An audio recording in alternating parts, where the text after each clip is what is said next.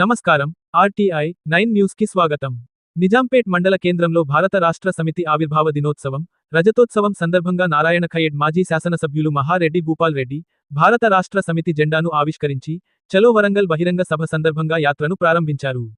మాజీ ఎమ్మెల్యే మాట్లాడుతూ, నారాయణ ఖయేడ్ నియోజకవర్గం నుండి సుమారు 6,000 మంది బీఆర్ఎస్ కార్యకర్తలు, అభిమానులు తరలి వెళ్తున్నారని తెలిపారు.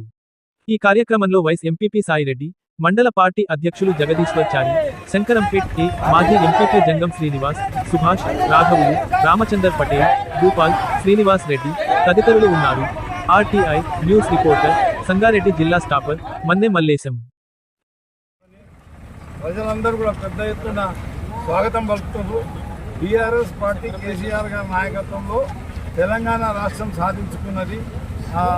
ఆ పార్టీ ఈరోజు 20 సంవత్సరాలు అడుగుపెడుతుంది కాబట్టి ప్రతి ఒక్కరు కూడా ఉత్సాహంగా వస్తున్నారు.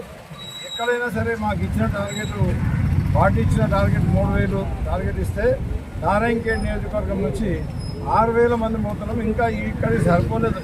ప్రతి ఊరు నుంచి మాకు వాహనాలు కావాలని చెప్పేసి డిమాండ్ చేస్తూ ఉన్నది. ఇది పెద్ద ఎత్తున నారాయణఖేడ్ నియోజకవర్గం నుంచి ఈరోజు ఈ మీటింగ్కు మేము బయలుదేరుతున్నాం. మరి ఈ బీఆర్ఎస్ పార్టీ వల్లనే అంత సంక్షేమం, అభివృద్ధి అన్నీ కూడా సాధ్యమైన, తెలంగాణ రాష్ట్రమే కాకుండా అన్నీ సాధ్యమైనవి.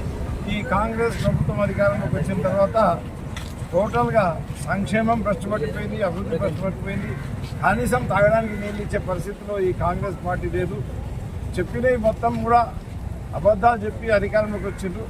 యాక్సిడెంటల్గా గవర్నమెంట్ ఫామ్ అయింది, యాక్సిడెంటల్గా ఎమ్మెల్యే గెలిచిండు.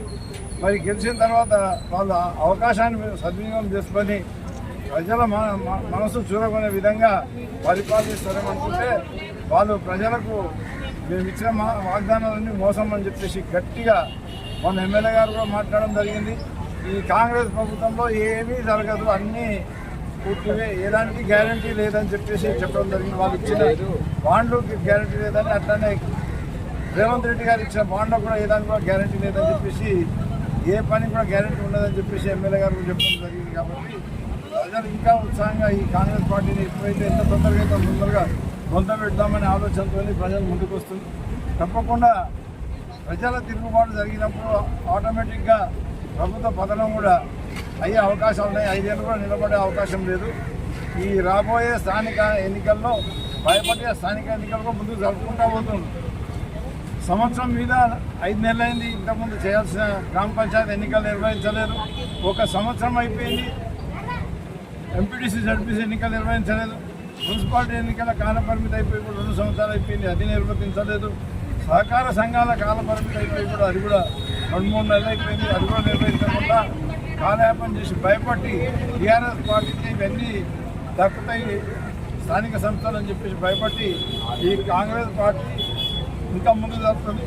మీరు ఎప్పుడు పెట్టినా కాంగ్రెస్ పార్టీని ప్రజలు పొందబెట్టేది ఖాయం. అప్పటికైనా కాంగ్రెస్ పార్టీ బుద్ధి చేసుకొని ప్రజలకు ఇచ్చిన వాగ్దానాలు నెరవేరుస్తుందని చెప్పేసి ఆశిస్తున్నాం. ఈ వరంగల్ సభ వల్ల కూడా కాంగ్రెస్ పార్టీకి బుద్ధి రావాలి. ఎందుకంటే ప్రజలు ఎంత ఉత్సాహంగా, ఎంత కాంగ్రెస్కు వ్యతిరేకంగా కేసీఆర్ మీద అభిమానంతో ఆ మీటింగ్ వస్తుందో దీన్ని బట్టి గ్రహించి మరి వాళ్ళ డబ్బులను సరిదిద్దుకుంటారని చెప్పేసి ఆశిస్తున్నాం.